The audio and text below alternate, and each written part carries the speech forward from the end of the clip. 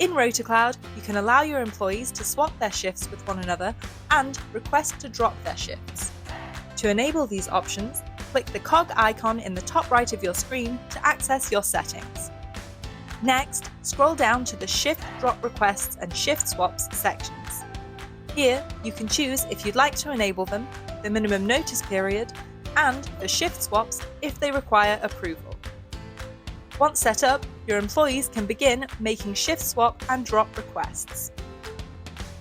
When you receive a shift swap or drop request, it will show up in your notifications section here. If you have your notifications enabled for swap and drop requests, you will also be notified in your preferred way. Click on the request in your notifications list and you'll be taken to the request on the Rotas page.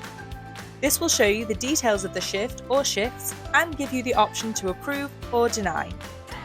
If you approve a shift swap, the shift or shifts will automatically reassign to the updated employees. When you approve a drop, the shift will move up to the Open Shifts section and will unpublish. If you have to deny a request, your employee or employees will be notified and the shifts will remain in place.